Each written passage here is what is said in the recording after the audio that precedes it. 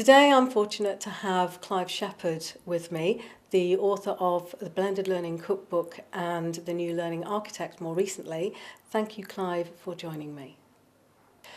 I was inspired by your new book, The New Learning Architect, Clive. What inspired you to write it?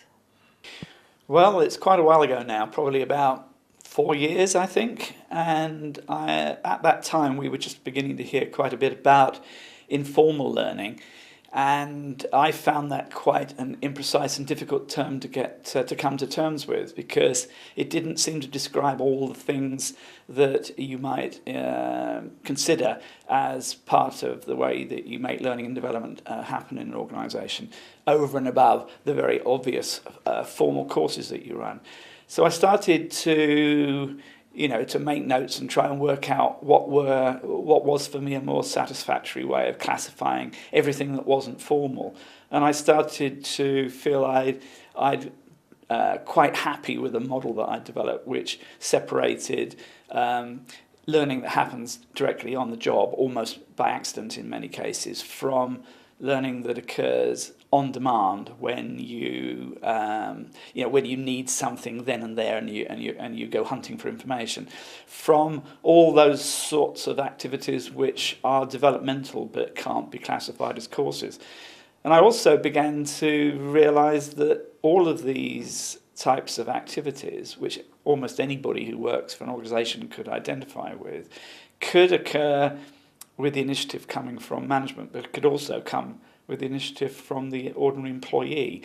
And this started to sort of take shape as an idea, and I became quite excited by the idea of investigating that further and seeing whether it actually would make sense in terms of a really usable model. So that's what got me started, the model. So how would you describe a learning architect? Well, the idea of a learning architect came later to me. It wasn't part of the initial idea of the model that I was describing earlier. But it became obvious the further I investigated that if you were going to be scheming out all of these ways that you could make learning happen or encourage learning to happen for a particular audience, then that was over and above the role that you would normally encounter of someone working in learning and development. And in software, for example, they use the term a software architect, and obviously they have done for thousands of years in terms of architects of buildings. And I thought this is really what we're talking about. We're not designing environments for people to live in. We're designing environments, however abstract, that people can learn in. So that's where the concept of the learning architect arose. Thanks very much, Clive. You mentioned in your book that those who just take orders are just like builders rather than learning architects. Could you explain a little bit more about that? Well, that sort of distinction might sound a bit harsh, and I'm not trying to denigrate the work that people do in devising and putting on, often very excellent formal courses. Any more than I'd want to denigrate the work done by builders in making buildings. It's just that the role of an architect and a builder is very different. And I think that, unfortunately, many people currently working in learning development in organisations are not really acting as architects. They're not looking at the big picture in terms of creating environments for learning at all. They're essentially carrying out instructions, which means that they're order takers. In other words, someone comes to them with a particular, not just with a problem, but they come to them often with a solution and say, I'd like you to build me a one-day course or an hour of e-learning. And they do a very good job typically of building those.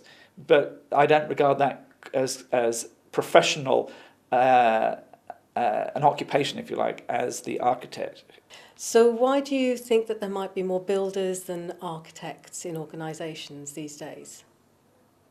That's a very good question, because obviously that's a pattern that's emerged not just in one type of organisation or in one part of the world. It's a very common occurrence. And I'm not sure that it's very easy to answer why that has arisen. But I think one of the reasons is that people working in learning development are often in, they have very definite expectations on them from their clients, and people associate them with the people that do the formal things, they run the formal courses. And that often all that learning that takes place outside formal courses, which we're constantly being reminded is at least 80% of everything that we learn, is not really recognised as learning by most people. They don't really realise that it's happening, even in many cases. So that's one of the problems. It's just not conceived, and the learning takes place outside the formal course, and the expectations are quite limited. But I also think that if you work in learning development, you don't necessarily have the power, or perhaps you just don't feel you've got the power to influence learning that takes place outside a classroom or outside of your particular learning space that you've got control over. Whereas in fact, I would contend that you have quite a big influence on learning that takes place in other settings, even though you can't control it fully. But who says you have to control it fully? So what advice would you give for those who maybe want to challenge those orders? I think it's difficult. You can't just expect someone to change their behaviour overnight, nor can you expect the environment in which they work to accept that change of behaviour. So however well-intentioned somebody is, they might find the culture of their organisation is quite hostile to that change. But I think that unless you are actually fortunate enough to be brought in as the head of learning development for an organisation, and you've got a sympathetic board above you which is prepared to support you and buys into your vision, then typically you've got to work on the periphery. But the concept of being a learning architect doesn't just work at the grand strategic level. It can work for a very small group of people. So you might just be an instructor for, I don't know, 50, 60, 100 people who work in, I don't know, maybe a customer service department or something like that. But that is an audience that you can start to think of as far more widely than in terms of what is the formal training they need. But you can think about how can they develop their skills and knowledge and become more effective in their performance in all sorts of different ways, and bit by bit you can start to influence that. So in other words, start small. Thanks, Clive. Excellent advice.